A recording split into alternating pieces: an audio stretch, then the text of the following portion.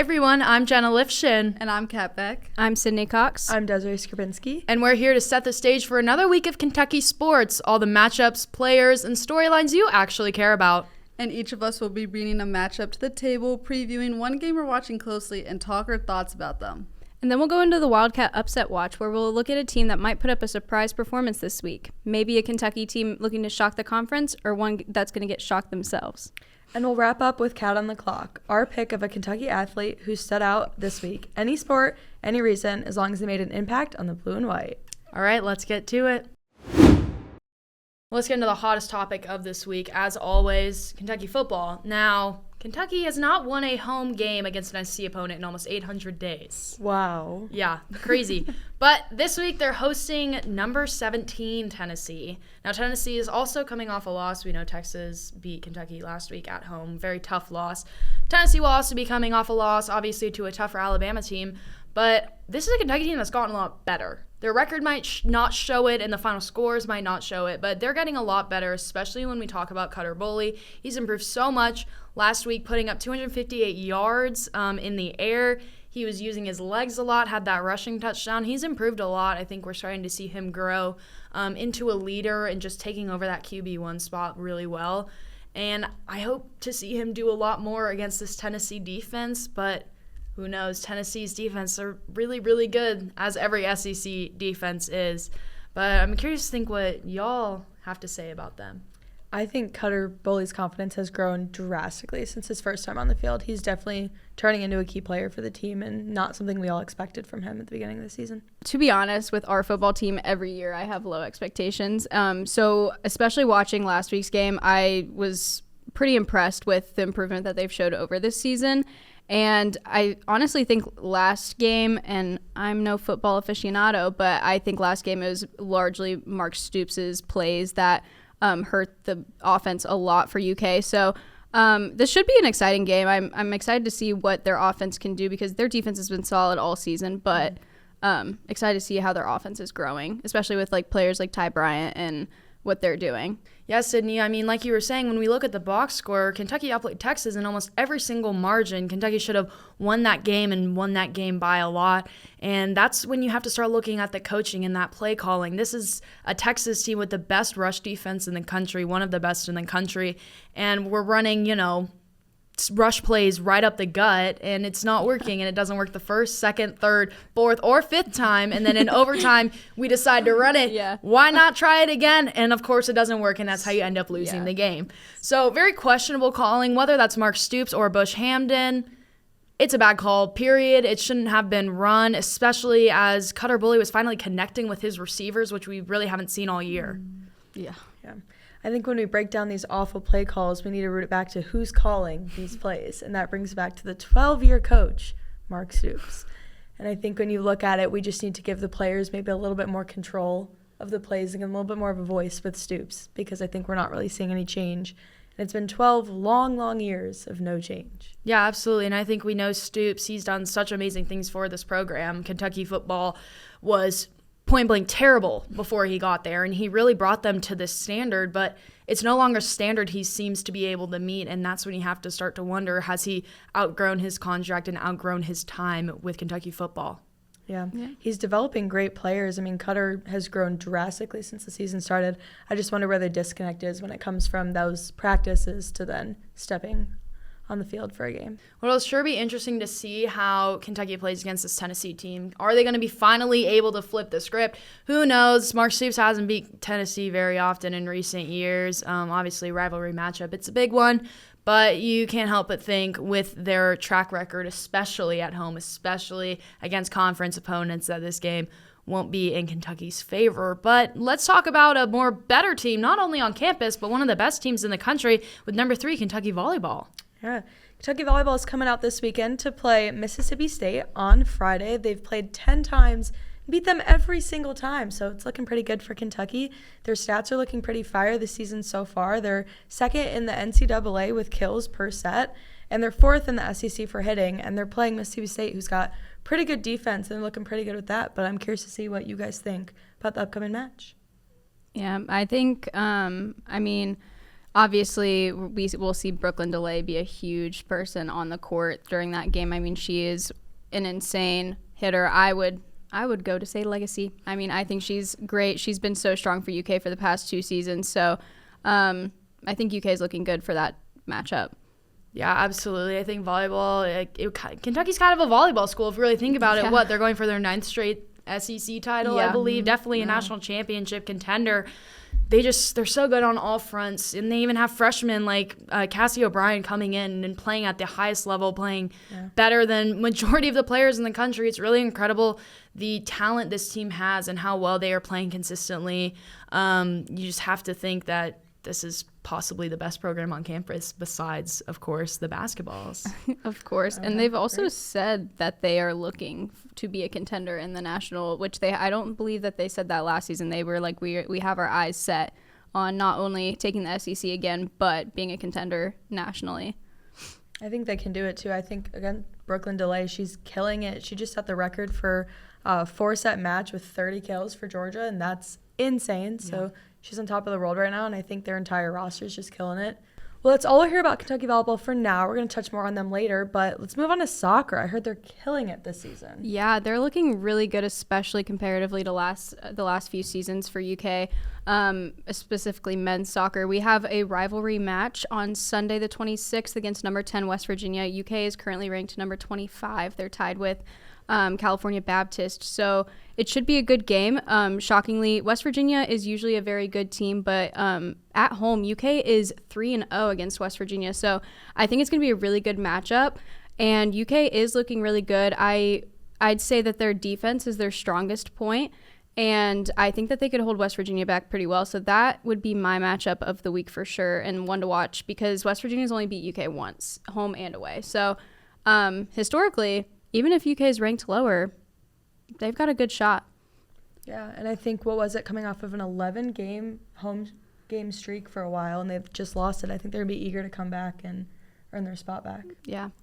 And definitely coming off of their 2-1 win against South Carolina, I definitely could tell that their offense has been a lot better. The defense have definitely been pushing up more offensively, and I could just tell they're working more as a package team, having good chemistry, because looking back last year, they were not a good team. Well, they were a good team, but they just didn't have the best chemistry. So definitely this year's a lot has changed with a lot of new transfers, new freshmen coming on. This team has been very helpful and has impacted the offense a lot. Yeah, absolutely. It's been great to see the offense kind of starting to make their mark. Obviously, South Carolina, when you had those 2 last-minute goals kind of towards the end of the game, really impressive and really exciting to see. I think soccer overall has just consistently gotten better, and especially with them kind of being in a different conference. It's unique. It's interesting. It's fun to watch because it's not the same teams you're used to seeing. It's teams like, West Virginia, Georgia Southern, all these teams that you might not hear about otherwise, and getting to really see them compete outside of the SEC. Yeah, no, for sure. And back to what Kat was saying, especially with their last game, or their last 2 games rather, they had one of their key offensive players out, and Alex Ruiz, and he's just been huge for them offensively. And at the beginning of the season, it would have been safe to say, is UK relying on just one person to carry their offense? But they showed that they could handle a game without him, and he's back now. But definitely, and they got a new goal scorer, Joaquin. He put up his first goal. He had a great performance last game. So offensively, they're definitely showing some promise. Yeah, I think offensively, Isaiah Chisholm, he's killing it back and forth games. We'll see if he's back. I know he wasn't playing in the South Carolina game too much, but we'll see if he's back and ready to go and ready to win the game. I also think another player that has been helpful this season is Mac Miller, because he was out all last season. So definitely having him back, I can tell, has been helpful with more of the offensive, making those crosses, passes, corner kicks, just being able to take shots on goal. And definitely seeing on the game against South Carolina, they went down 1-0 in the first half, and then seeing how they didn't lose hope, they definitely came back and scored those 2 goals and got that win. Yeah, it's definitely super exciting to see him back, especially because he was huge for them in 2023. But enough of men's soccer. Let's go to the women's team and see what they're up to. So now let's talk about Kentucky women's soccer. They're coming off of a 1-1 tie against LSU this past weekend. And now this weekend they'll be traveling to Texas A&M, which they have not won against Texas A&M since 2021, where Texas A&M beat them 3-0. So this game should be a good one so far because Kentucky's women's soccer offense has improved a lot, and they definitely have a great back line. Like freshman Gabby, who played at IMG Academy, she has been starting all games, and she's definitely been a very big impact on the back line and has just helped the Wildcats like move forward in the back line and just play more offensively so the Cats can get goals, scoring, and crosses and all of that. Yeah, I think, too, not just offense, defensively, they're killing it. Goaltender Shelby Henderson is killing it this season. She's a freshman. She's doing amazing. I think I'm excited to see her grow the next 4 years with the team and the team kind of grow together. It seems like a very underclassmen, strong team. So it's very exciting to see because it knows that we're kind of set for the next couple of years. So yeah, I think similar to the men's, you've just seen the women's team grow so much over the year. Last season was really exceptional for them. They were doing a lot of things they weren't supposed to.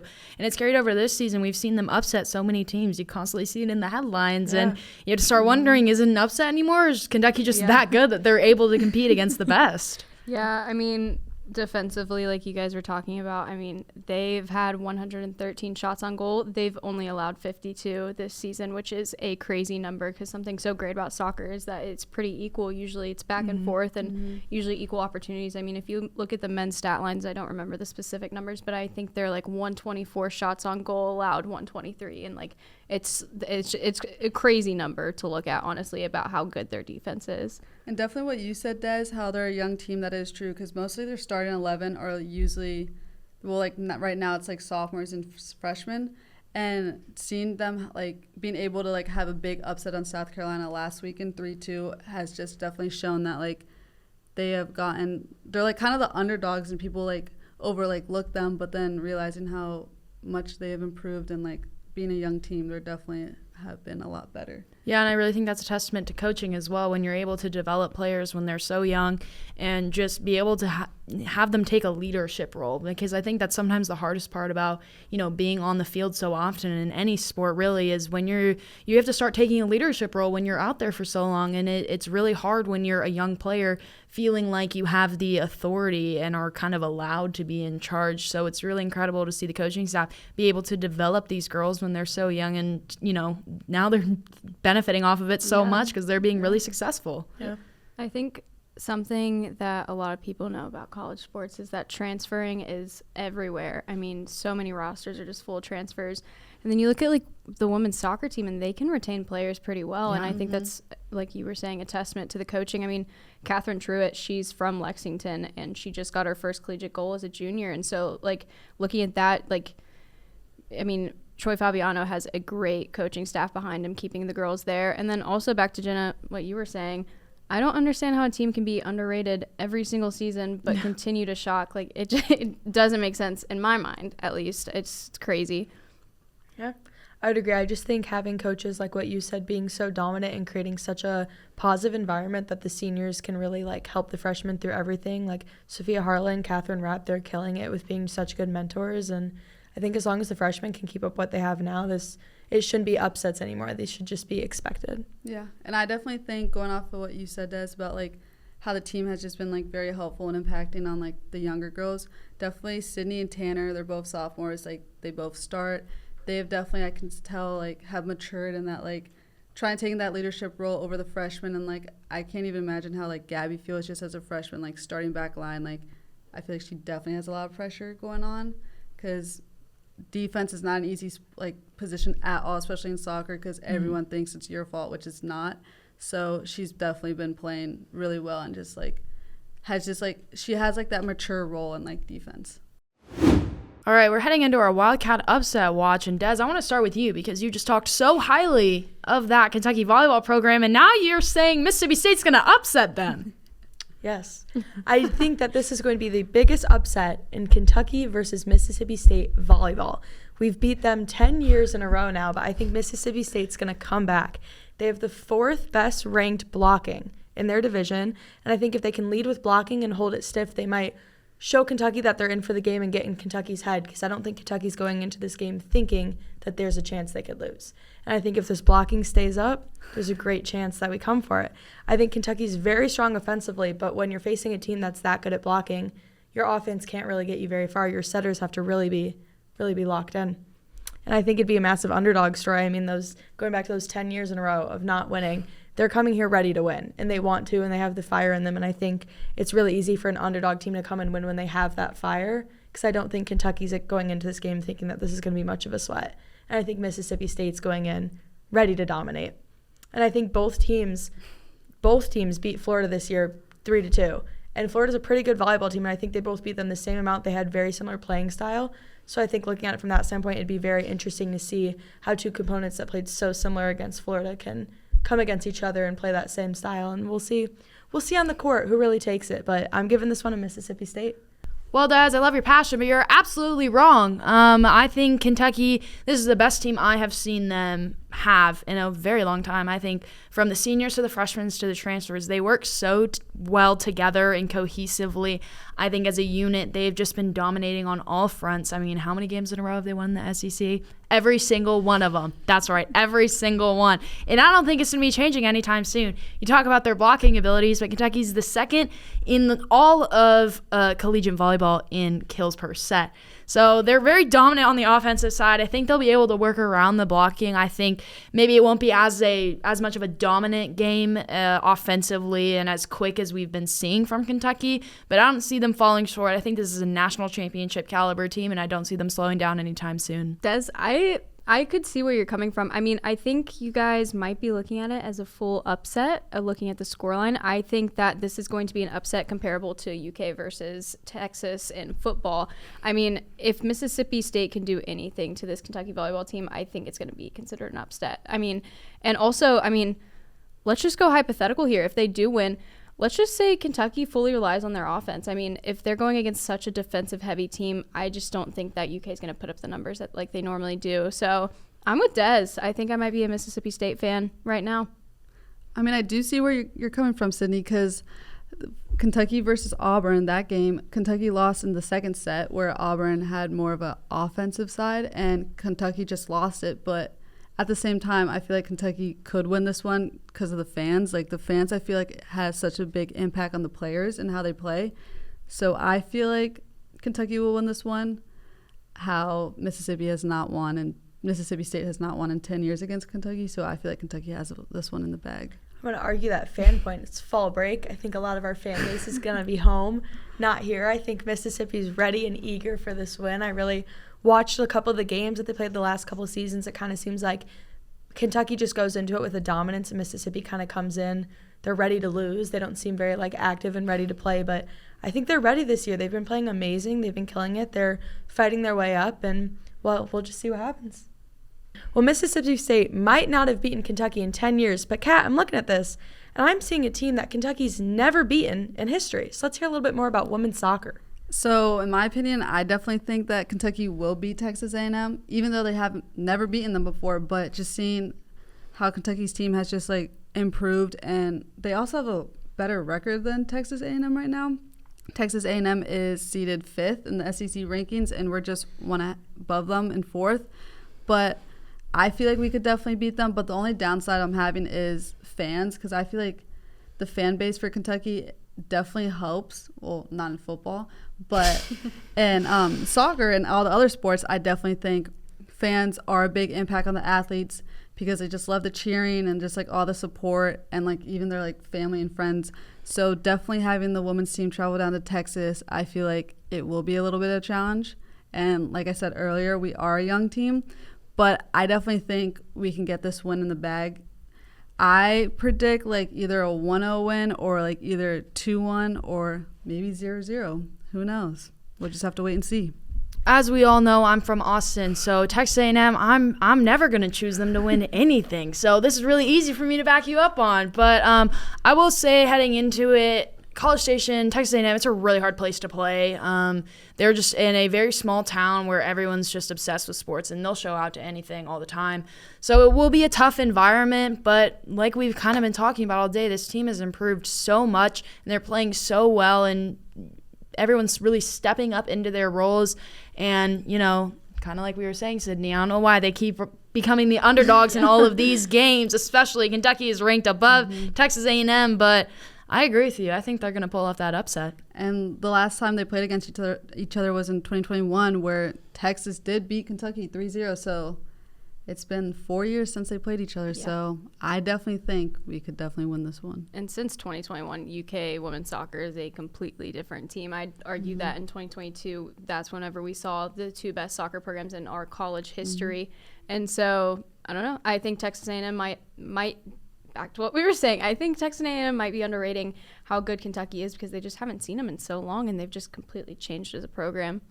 Yeah, I would have to agree. I mean, 4 years ago, you can't even compare the two at all. It's completely different rosters, completely different everything. So I'm excited to see what happens. But Texas A&M is definitely a pretty strong program. They've been around. They've done their thing. They've always been historically really good. So I think it's hard to say that Kentucky's going to come out and defeat them, but I think it'll definitely be good soccer. I think that's kind of all that matters at the end of the day. So moving on from soccer, we've talked a lot about that sport tonight. Let's go to swim and dive. I think that the men's swim and dive team who's taking on LSU this weekend, I think they're going to win.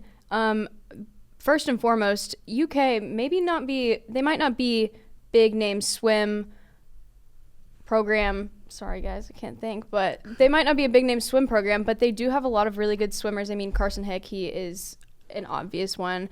I mean, he's been an Olympic qualifier. He's just so good. But we should talk about Esteban Nunez del Prado. He finished with 4 new Bolivian national records this past month at the World Aquatics World Cup in Carmel, Indiana. Yeah, absolutely. I think when you look at this team, a lot of it is those international swimmers, and that's something you commonly see in this sport just because of the way it's kind of set up. But yeah, they've had a lot of success from their internationals. Just in their meet earlier tonight, they had a freshman from France, pardon my pronunciation, Falemana Tufui, I believe. He was only like 0.2 off of breaking a pool record in the first meet. That doesn't happen. Swim's one of those sports, over time, you're getting faster and faster as meets go on. He's doing it in the first meet. It's really incredible. Overall, this program has excelled over the past couple years. They, last year they beat Tennessee for the first time in, 71 or 71 years, something like that years. As you mentioned, Carson Hick, I mean, he's going to be a name that he's going to be a household name. He's going to be an Olympic swimmer. Levi Sandage is not far behind him in the same World Aquatics Cup. I know Carson, I believe, finished 3rd and Levi in 5th. So they're competing amongst the best in the world, and it's really impressive. And I think they're going to slowly start making a bigger name for themselves outside of long-distance swimming. Yeah, for sure. I mean, a lot of people look over the sport, but seriously, they have some really good individual athletes. And Adam Sandler went and visited them the other day, so maybe he's bringing the PR. Maybe he has a good luck charm. Yeah, maybe. Well, let's get to the big matchup of the week. Kentucky basketball. Kentucky men's basketball returns. This is a basketball school. You can love it, you can hate it. That's just the plain truth. But this is a team that's actually entering their first game as an underdog. Number 9 Kentucky facing number 1 Purdue. Now, we know this program. We know this Mark Pope program has just done incredible. What they did in year 1 was exceptional, but year 2 is looking a lot better. He has a team that he has built from the ground up, and now he's full of returners, really strong transfers, a lot of new freshmen. And this exhibition game, as we all know, it's not going to go towards their record, which is probably a good thing. But you get to see everyone play. You get to see how they play with each other, kind of mess around with who might be a starter, look at people in different positions. And this is a home game, which I know we talk about fall break and whatnot, but it is Kentucky basketball, and people will find a way to show up. I think Kentucky can, what we say, upset Purdue. Like I said, it doesn't count towards anything, but it's number 9 versus number 1. There's a clear, obvious who they think is going to be the best in the country and who's going to not be number 1 in the country. But I think Kentucky, this is a really strong team. As we know, Mark Pope, he is just such a good coach beyond the sport. The culture he has brought back to this team and to Big Blue Nation is incredible, and I don't see them slowing down this year, and I think this is a national championship winning team, and I think they'll show it early on against number 1. Yeah, I'd agree. I mean, basketball is very show up, show out. Big Blue Nation, biggest, in my opinion, basketball fandom that there is. Rupp Arena gets crazy, and I think even being fall break, it's just going to be even more crazy with people from Lexington, people from all over the country come for the games. And I'm so excited to see. Pope is he's killing it. He really is. He took a program that was already so good, and I'll give the credit where it's due. It was already a great program, and he's just taking it to that next level. And the players, the environment, it's just so different, and everyone's really loving it. And we've got some great new faces coming in and a great lineup that's coming back from last year. And I think looking at just all the things that Pope has done, I'm really excited to see this game. And it's a great way to start out the season and just really kick it off pretty good. Getting a little more in depth to that roster, Otega Owe returning. I mean, that was the biggest headline in all of college basketball. He is going to be that guy. He's going to be one of the best. Preseason SEC Player of the Year. He's going to be up there for National Player of the Year. Absolutely. We look at players like Colin Chandler, who have improved so much since his first year. Obviously, coming with Pope from BYU. Trent Noah, also a big name. The way he drains threes is. It's mesmerizing. It's mesmerizing almost. I just think this roster is stacked, and I think playing these hard games early on is going to benefit them a lot because, as we know, in every single sport, the SEC just dominates, and you are playing national championship level teams almost every single week. And in basketball, it's more evident than ever, almost as much as football. And it's going to be really tough, but having experience in these games like Purdue, they play Georgetown, Michigan State, all these teams early on ahead of conference is going to benefit them so much and give them the experience they need. But guys, Natty hasn't been one since 2012. Is this the team and is this the year? Yes. Yes. Oh, yeah. It might be. so. We'll have to wait and see. Welcome to Cats on the Clock. Every single week we are going to be talking about a player who we think has really stood out in the last week or so of playing. I'll start us off with Cassie O'Brien, volleyball. Unshockingly, every week, I'm sure a volleyball player is going to slide in there just because of how good they're doing. But for the fourth week in a row and fifth time this season, she was named SEC Freshman of the Week. Freshman she is, and she has been killing it, playing like a veteran, originally from Katy, Texas, but she recorded 48 assists in a 4-set win versus Auburn, and then 42 more against Florida. That's just not something you're typically seeing out of, an 18, maybe 19-year-old girl. It's really, really impressive. She's just leading Kentucky's offense. She's really dominating in her skill set, and I just think she's one of the players of the year, in my opinion, out of all of Kentucky athletics, but I don't see her slowing down anytime soon, and it's exciting that Kentucky will have another 3 years with her. Yeah, I think continuing this volleyball streak, another amazing player, Brooklyn DeLay. She's 6'2", junior, outside hitter. She's been crushing it. And let me just read you guys off this list of accomplishments that this girl has gotten. Freshman year, AVCA All-American Honorable Mention, SEC Freshman of the Year, first UK freshman with 20-plus kills in back-to-back matches since Leah Edmond in 2016, which is just amazing. I think she's killing it, but we're not done there. Then sophomore year, SEC Player of the Year, AVCA All-American, killing it, and she set the Kentucky record for kills in a 4-set match with 30 versus Georgia, which is just uncalled for, and she's just phenomenal player. She goes out there and kills it, and I think she might be Kentucky's best athlete, in my opinion. I think she just goes out there, kills it. She sets such high expectations for herself and just hits them every game. She's also such a good team player, and I'm excited to see what comes after college for her in the volleyball world. Yeah, I love our volleyball team is great, and I know earlier I was trying to get away from soccer, but I'm back. Grad student Alex Ruiz, I think he is the best player for UK right now by a mile. I mean, he was out against their loss against Indiana, and he only played 21 minutes against South Carolina, but although not a starter in their most recent game against Georgia Southern, I think that he still is miles ahead of a lot of those players and really brings a dynamic to the Wildcats. He's so technical. He's scored in many different ways. He's scored from set pieces, outside of the box, inside of the box. I mean, he's just so impactful for this team. And maybe you could see that through their loss against Indiana whenever he was out. Mm-hmm. And, I mean, he has just been major for UK, especially just as a transfer and being so confident and comfortable already on the team. And he's leading the Wildcats in all major offensive categories. He's got 6 goals, 3 assists, 15 points, 23 shots, and 12 on goal. And he leads in all of those for UK. Crazy. Wow.